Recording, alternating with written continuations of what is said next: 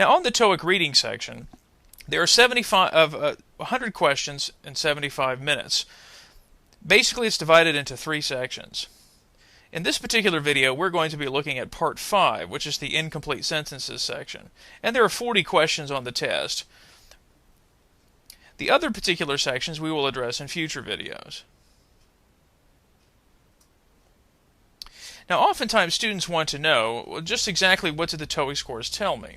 Well, this is one area in which ETS has not necessarily given us a lot of information, but this was done as a particular study in several different countries. This one, for example, is from Bangkok. It was done to kind of compile to see what were the particular scores that this particular set of 5-star hotels, what they were using to determine who gets what position in their company.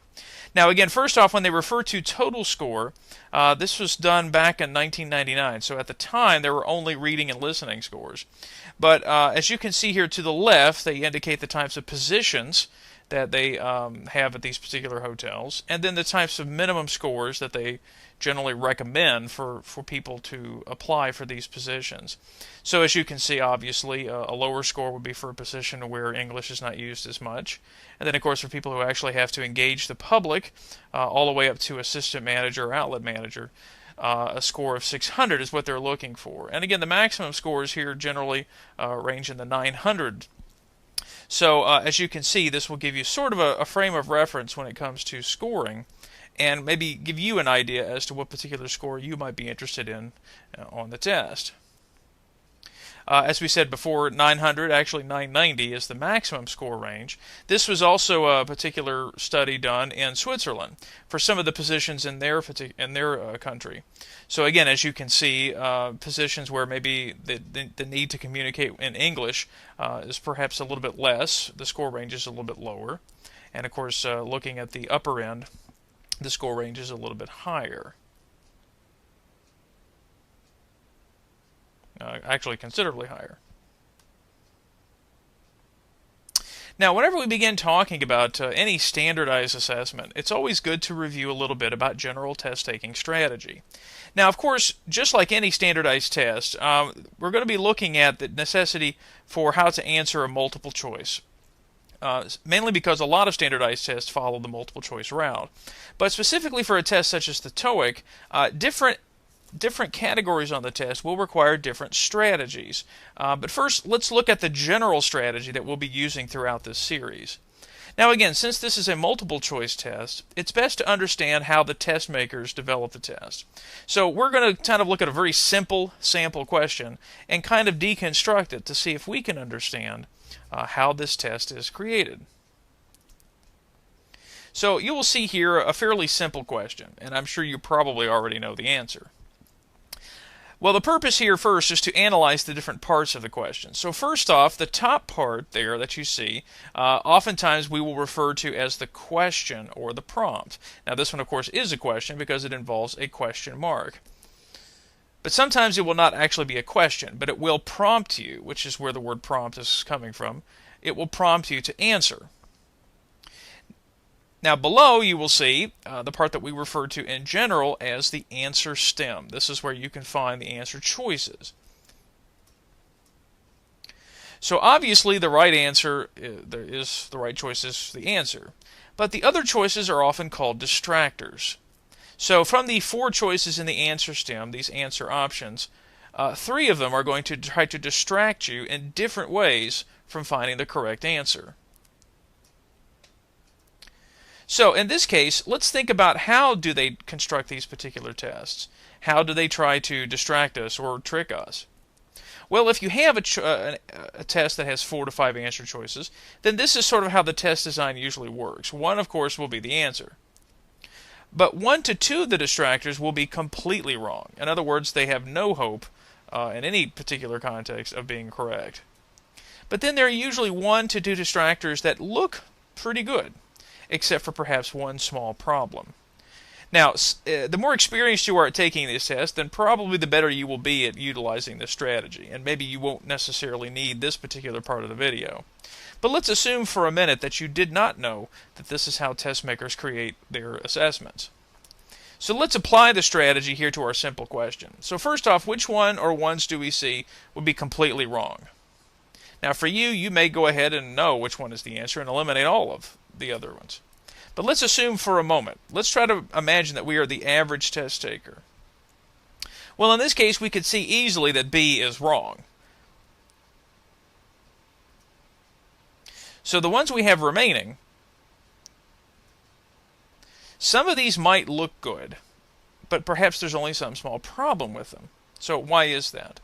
And again, you may already know the answer, but I'm asking you not to choose it right now. Well, for example, Monday, letter A, might look good, but there's some small problem, which of course we'll discuss in a moment. And D has lots of numbers, so it could possibly be confused as the answer. Of course, if you knew the answer, then D would be an easy one to eliminate. But for example, look at A again. A might be acceptable, and again, only might, if it said, for example, on Monday. Now, that would not be the best answer choice anyway. Even if it said on Monday, that doesn't quite answer the question, what time is it? Generally, we associate time, of course, with like looking at a clock. But again, it might be acceptable in some other context. But the idea here is that it would not be the best answer choice for this question. And of course, D might confuse somebody because it looks like a bunch of numbers. But that's only in case they didn't recognize that this is a date and not a time. So in this case, we know now that C is the answer. So this particular process is called the process of elimination. From now on, we're going to refer to it as POE. Now, you need to master this process in order to become a better test taker. Now, first off, many students believe that that means that they'll just eliminate answer choices that they don't know. And again, that's not the idea. Oftentimes, you get a question with a set of answer choices, and maybe there are one or two answers that look pretty good. The idea here is that process of elimination is to give you a better chance. So the first thing I tell students is you need to be confident in those choices. So don't eliminate something if you don't know what it means. So only eliminate answer choices you know are incorrect. Now, this brings us to kind of a hint when it comes to general test strategy. And that's oftentimes what I tell students is don't just choose the right answer first. Make sure you can eliminate the other answer choices, and then you'll have a better percentage to guess the right answer. Now, obviously, if you know the right answer and are pretty confident, I'm not going to tell you to not answer the question. But in this case, what I'm trying to say is this is a process, a habit that we're trying to develop. So don't just choose the right answer yet. Just keep it in the back of your mind.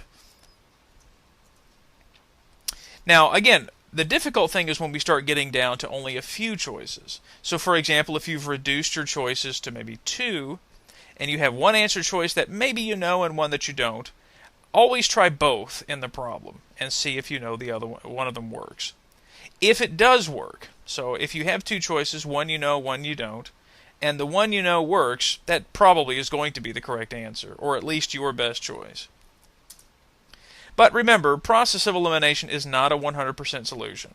So again, no test strategy is.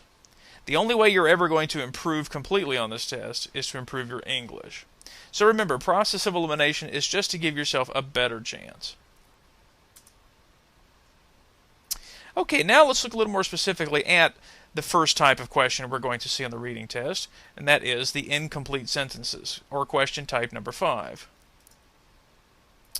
Now, first off, we need to recognize that question type number 5 is going to involve 2 major areas. And, of course, they're going to have smaller subcategories in these areas as well. Well, those 2 major areas are grammar patterns and word choice. Now, grammar patterns focus on generally what we might consider to be word families.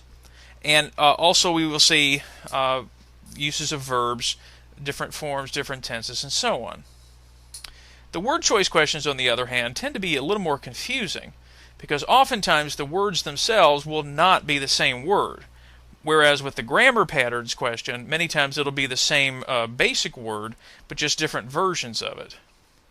Whereas with the word choice, we often have different words, but the idea is they're all the same part of speech. So for example, you may have a list of words that appear to be very different, but in fact they may all be adverbs, or conjunctions, or prepositions. The last category is one that often does kind of involve more of the traditional sort of business or workplace, and that's just the general business words that we often confuse. And we'll take a look at some of those in just a moment. So again, you need to learn these two particular major areas because we will constantly be referring to them throughout the video, and you will need to sort of develop the and kind of memorize and develop the habit of thinking about questions in these terms. Now, as I said earlier, with the particular types of questions, the good thing about the TOEIC is that the TOEIC has very specific sections. So, for example, the first part of the reading test is going to be this incomplete text. However, when we look at the questions in the incomplete text section, we often need to be able to recognize the type of question very quickly. In fact, we almost need to be able to recognize it before we try to answer it. So really what we're trying to do here in this video is to help you understand how to make those decisions based on which particular area is being tested. So for example, when you look at a question, do you know that it's a grammar question or a word choice question? And then that will help bring up a series of choices and options to help you in better solving the problem. So this is extremely helpful. This will help you both understand what the prompt is asking and what the choices in the answer stem are. Now we're going to look at 3 sample questions given to us by the Examinee Handbook, which is again produced by ETS. You'll be able to find a link to the handbook at the bottom of this video, and even though I will put the information here on the screen, I would highly recommend that you download the Examinee Handbook and use throughout this video series. So let's look at the question and prompt first for question number 1. A late fee will be applied to your account blank. Payment is not received by March 31st. Now, at this point, what can we learn by just looking at the prompt itself? So, not looking at the other answer choices, but just the prompt. Well, first off, the key is to focus on what is there, not what is not. So, we're not going to pay attention to this blank just at the moment. We're going to focus more on what we do have. Well, as we divide the sentence into 2 parts, we notice that we have almost 2 grammatically complete ideas. A late fee will be applied to your account. Payment is not received by March 31st. Now, from these 2 choices, though, which one seems to be complete? Like, which one actually is complete by itself? Which one could you use as a sentence by itself? Well, that would be the first choice. Something seems to be missing in the second choice. Payment is not received by March 31st. It sounds like we were expecting something else to happen there. So we recognize that the second part of the sentence is not complete. It is missing something to make it complete, but what is that? Well, the next step now is to look at the answer stem. So by looking at the answer stem, we can get a more complete idea as to the major area that's being tested. So just by looking at it very quickly, does this seem to be a grammar question or a word choice question? Well, remember, if it's a grammar question, they would all basically be the same idea, but maybe in a different form, like different verb forms, or different members of the same word family. But word choice questions are the same grammatical category, but appear to be different words. So in this case, we're actually dealing with a word choice question. Now remember, word choice questions, instead of focusing on the grammatical usage, are focusing more on the meaning and how it's used in the context. So it would even be more helpful to think about what is the subcategory that these words belong to. So as we go back for a moment to the 2 major areas and focus on the word choice section, we can see that these types of questions fall into the category of connecting words or conjunctions. Now, what we're going to do very quickly is go through each one by one, and try to decide what type of conjunction or connector they are. For example, and is considered a conjunction that connects equal things. For example, a Sprite and a Pepsi. Whether is an adverb connector that usually relates to the condition of a choice. So, for example, I need to know whether or not you will go. But is a conjunction indicating a change or negation, but again, usually of grammatically equal things. I need this, but not this. So notice the particular balance of the sentence indicates that both ideas are grammatically the same. And then finally, another adverb connector that relates to a condition or choice. For example, I need to know if you are going. Now, which ones can we eliminate? As we said before, we generally want to try to find the ones that seem to be completely wrong first. Well, remember earlier we determined that both parts of the sentence are not equal because both are not complete. Only the first part was considered to be complete. So in this case, A and C are conjunctions that we use only if both parts of the sentence happen to be complete. So in this case, we can easily eliminate A and C. What do we have left now? Well, now we have those two conditional connectors. Both of them are adverb connectors.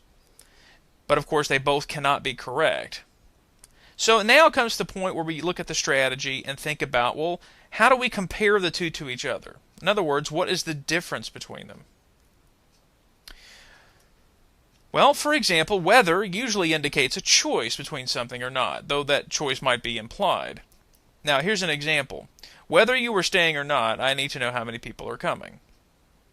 So notice in this particular situation, neither choice, whether you stay or you don't stay, these choices don't affect what's happening in the second part of the sentence.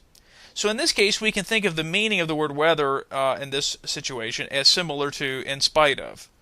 So in this case, in spite of what you're going to say, I still need to know something.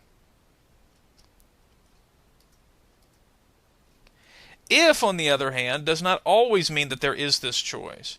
So for example, look at the sentence, if you are staying. So in other words, you've told me that maybe you're going to stay, so if you are staying, I need to know how many people are coming.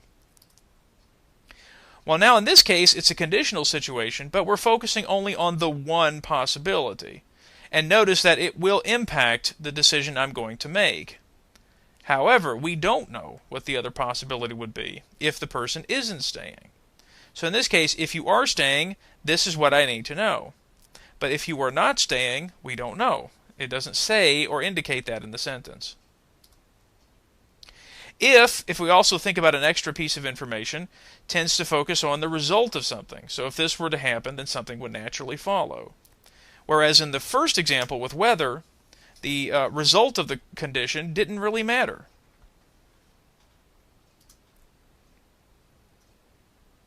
So in this case, which one makes sense? So we're going to try both of them in the sentence. A late fee will be applied to your account whether payment is not received by March 31st. Well, remember, whether indicates that there would be a choice there. There is no other choice stated or even implied. We don't know what would happen. So in this case, we're presented with only the one possibility, that something will happen if something is not done. So in this case, if is our answer.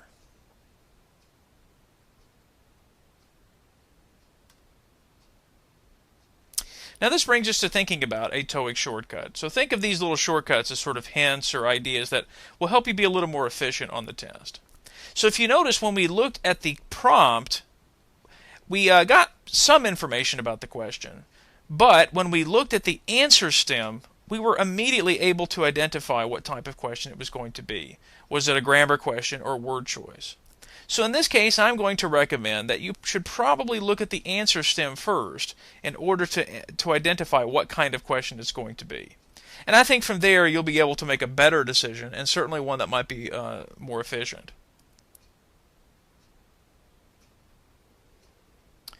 Now let's look at question number 2. So this time we're going to look at the answer stem first. So here are my choices.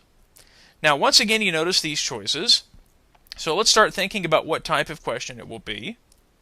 What about the subcategory that it'll belong to? And then just to think about for a moment the part of speech.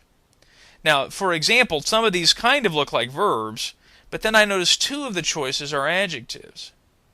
Well, immediately that should tell us that this is not going to be a grammar question. Because remember, a grammar question is going to be different parts of speech, but from the same type of word. In other words, they're going to appear mostly the same. These words do not appear the same. In fact, they actually are all the same part of speech. So in this case, we're looking at a word choice question again. Now, what category would it belong to?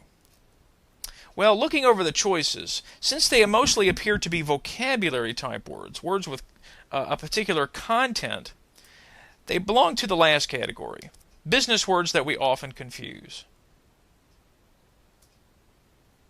So our answers are that this is a word choice question. It's a general business word, or confused, and as we said before, since they're word choice questions, that means the part of speech will be the same for all of them. In this case, adjective. So now let's look at the prompt. The award is given to an individual who has made blank contributions to the community through volunteer work. Now, what does the prompt tell us? Well, again, we try to focus on what is there. Well, I notice that the word contributions is the word that's right after the particular blank. I also notice that the word made is before the particular blank. So in this case, I can probably guess that contributions is actually the object of the verb has made. And that most likely, since we know we're looking at an adjective now, that the adjective is going to be directly describing the word contributions. So notice how much faster it was able to identify the idea by looking at the answer stem first. Now this brings us to a concept we call collocations or collocations. So what we're looking for is what we call a collocation. So what is that? Well, oftentimes when we have two words that seem to belong together, words that seem to have, even though they're not determined by their grammatical relationship, they seem to have a grammatical relationship between each other. For example, an adjective describing a noun, a subject with using a verb, or a verb using a particular object. And oftentimes this is something you will see on the TOEIC. So first off, let's look at some common examples of collocations. Now, for example, there are those collocations we might think of as things we see every day. And many of these are determined by perhaps context or even specifically culture. I know many times when I share these examples with my students, for example, I'll say bacon and many students don't necessarily know what the second word is. But what's interesting is almost every English-speaking American would probably say bacon and eggs. Now, others might know black and white because they seem to be natural opposites. But for example, if I said cream and, again, sometimes students from other countries would not necessarily know that Americans would say sugar, for example. So these particular collocations are ones that are kind of developed that we use almost every day, and we associate them together, and again, largely because of either our culture or the context that's defining them. Now, perhaps you can think of some others too. Now, some other ones, though, and these are the ones that we're probably going to see more on the test, are those that are very much contextually defined. So again, words that often tend to be maybe idiomatic, or words that do make sense in general business contexts, and these might also be true in other culture ideas as well, but generally they kind of reflect a particular idiomatic idea that's, again, specific to our language. For example, when we say somebody is a big deal, notice we don't really say a large deal. So in this case, we're referring to that he is somebody who's really important. But for some reason, we associate big and deal together. This is one of those kind of idiomatic type expressions that we just have to learn, and we generally can't substitute other words for them. The same thing with the second example. Satisfaction guaranteed. Now notice you could try to use substitutions, but they somehow lose the meaning.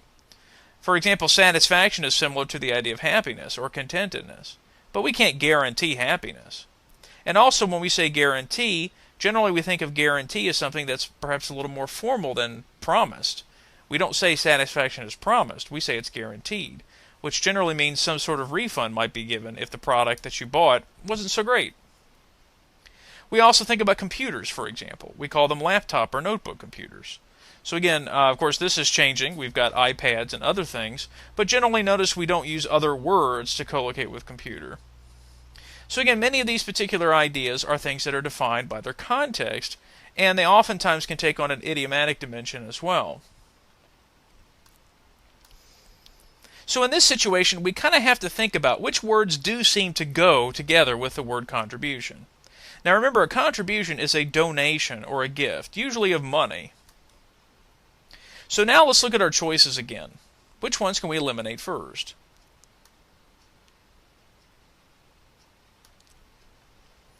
So thinking about which ones don't seem to go together with the idea of contribution, probably the first one we can eliminate easily is the idea of secure.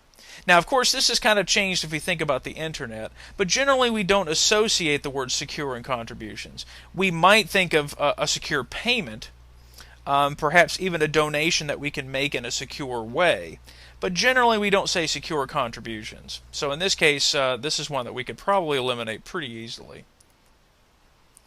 Now, the other three are a little more difficult, but I do believe if we look a little more carefully, we can also see that contributions themselves are not updated. However, this is perhaps, again, trying to confuse you because we think of updated perhaps as similar to the word recent. Now, we can make a recent contribution, but we don't say an updated contribution. So again, this is something that you just have to learn through using. Through experience, through listening and reading, and perhaps something you might have experienced before. So in this case, now we've got two choices. How do we decide between the two? Well, one thing I suggest for these types of collocative ideas is, first off, try the words in the blank themselves. And then, of course, think about the nature of the word contribution. Finally, look at the entire context. For example, we often think about contributions as how big or small they are. We generally don't think about contributions as being very detailed. In addition, when we look at the rest of the context, we recognize that this person is receiving an award for their contributions. So in this case, generally we give awards for people who give a lot of money or a lot of effort. So in this case, if I think about the word large, which again may not necessarily perfectly go in the blank, large is very similar to the idea of significant.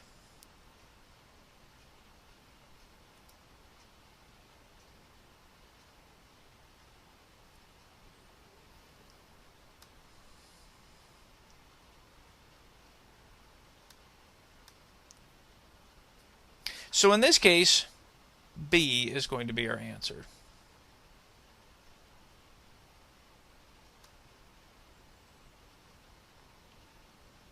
So this brings us to our next TOEIC shortcut.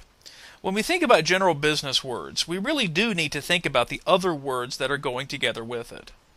So generally the first thing I tell students is when you can recognize that these are just confusing business words, look immediately at the words before and after the blank. Oftentimes you might be able to guess the particular pattern even without even thinking too hard. However, as we saw in this particular example, if you're not very familiar with the use of the other words, again, you may have to start making some very kind of informed decisions as to how to eliminate those answer choices. But again, make sure you look before and after the blank in order to try to establish what particular words are going together with the business word.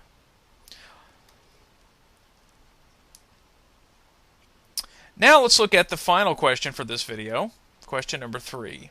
And again, looking at the answer stem, one thing we start to notice right away is that all of the answer choices seem very similar. Well, that should pretty much tell us right now that what we're looking at is a grammar pattern question. Now, since they were using the word establish, and they all appear to be verb forms, we're actually looking at the verb form and tenses idea. Now, with grammar questions, we have to think about, okay, what is the subcategory you're looking for? Well, for example, with verb questions, generally we look at the following things. The tense, so for example, is it present, past? The form, is it perfect or progressive? If it is a verb, what's the subject of that verb going to be? Is there an object to the verb? Is the form of the sentence going to be in the active or passive voice? Is there going to be a participle that's being used with it? And is there a helping verb together? Or is the verb going to be in an infinitive form, which generally is formed with to plus the simple form of the word? So let's look at the answer stem again and immediately try to identify, well, what are the verb forms we have? Well, A is an infinitive form. B appears to be the past tense, but it could be a past participle as well. In this case, C, we do have a verb in the past, but it's also in the passive voice. It was established. And again, the passive voice is usually be plus a past participle. For D, establishing, and we have to be careful here because obviously establishing could also be an adjective idea. But in this case, it's most likely going to be either a progressive or an active participle. Since we're all looking at verb forms, generally the TOEIC will not try to confuse you by mixing a grammar question and a word choice question.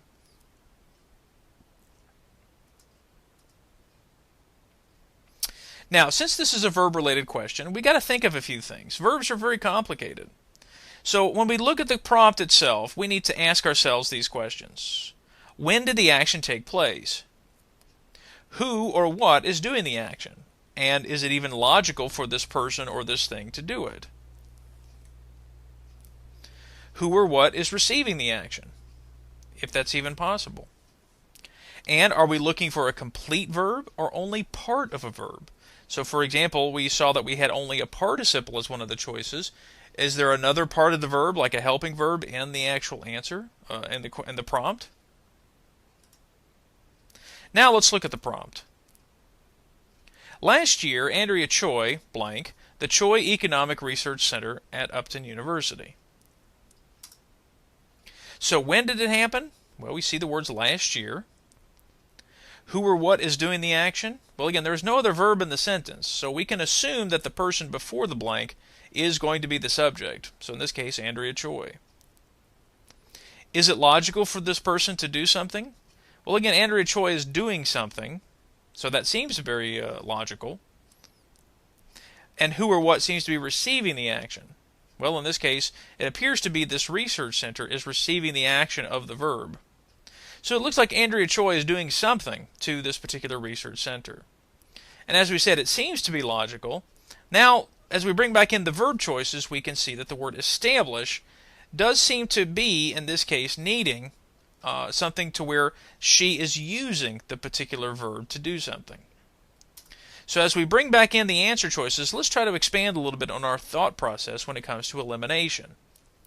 So A, for example, an infinitive usually needs to follow another verb. Well, in this case, there is no other verb in the sentence. So I think we can go ahead and easily eliminate A because A needs another verb in the sentence. Now this one could be used as the past tense as an active verb. So we can keep it here for a moment.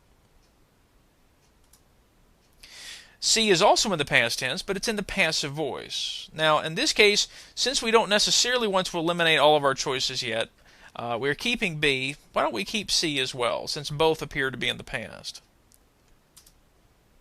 And finally, this is a participle, but as we mentioned before, participles usually need helping verbs. Well, in this case, there isn't one already in the sentence, so we're going to eliminate this one as well. Now, how do we decide between these two choices? Well, again, both are in the past tense, but the difference between them is that one is in the active and one is in the passive voice. So in this case, it does appear that that is the main difference. Well, since Andrea Choi is the subject and she is a person, it would seem logical that B would be the answer. We usually associate people as being the active subjects of verbs. In fact, this is generally how English works.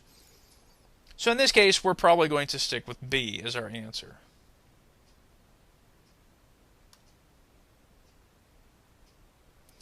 So when we think about this particular question type, and again, this is less a shortcut than it really is a very important hint or a piece of advice, you really do need to be aware of all the grammar rules as they apply to this part of the test. Now, as you've noticed, there are really only two basic sections. The word families section and the verb forms. So especially for the verb forms, you really do need to pay attention to how the verbs interact in the sentence. So if you see a verb, if you see verb choices, you need to think about the subjects and objects, the tense and the form, the active or passive voices, and of course the participles.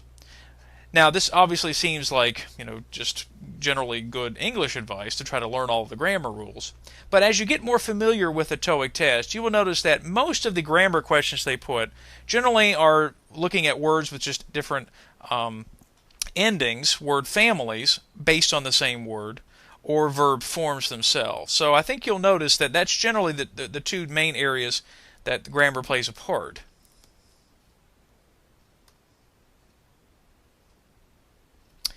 Now here at the end of the video, it's your turn. First off, take a look at these two questions.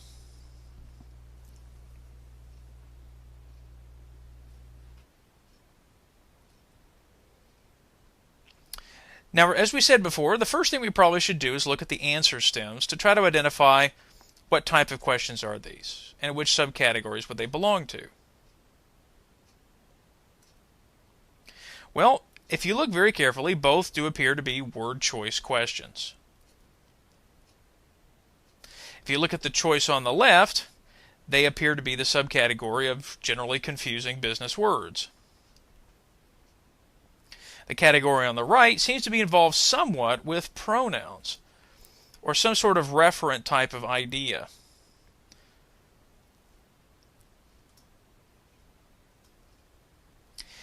Now go through and try to eliminate the wrong ones first. So I'll give you a moment to look through if you want to pause the video and try to go through and see which ones would you eliminate.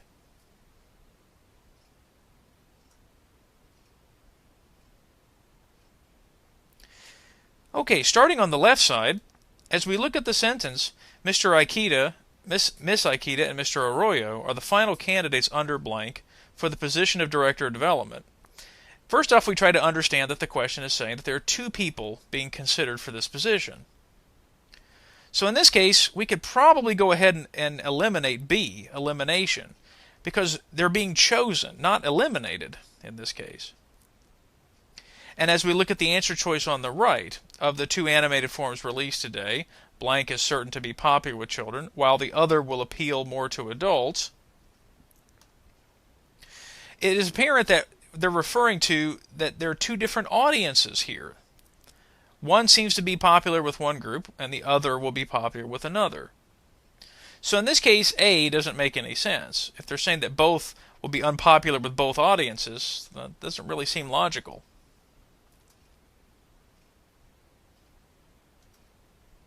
Now looking at the remaining answer choices, what's the difference among them? Now you may have eliminated other answer choices too, and in fact you may already know the answer. But let's take a moment just quickly to consider the difference among these choices.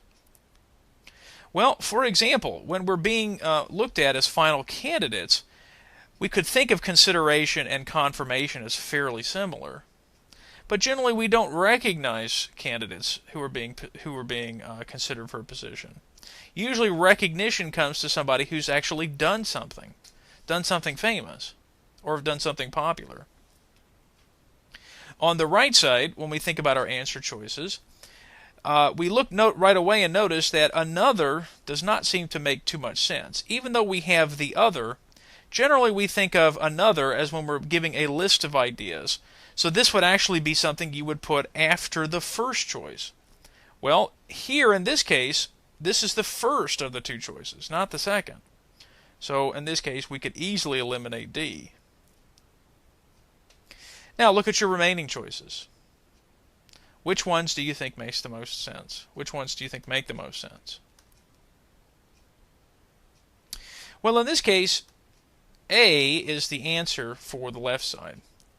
Partly because of the combination here, the collocation of the words under consideration. Generally, people are not under recognition or under confirmation. Confirmation does not necessarily work in this case. Confirmation is not appropriate for the context of hiring. Generally, confirmation is something you might see in a religious ceremony. On the right side, certainly another we've just eliminated. But when we think about the two choices that are remaining, it does appear to be something logical. It is certain to be popular with children. But the question is, what is it? Remember, in the first part of the sentence, there are two animated films. So in this case, it and two don't actually go together. Since the second part of the sentence includes the words the other, generally we think of the balance between one and the other as being the appropriate sort of paired idea when it comes to pronouns.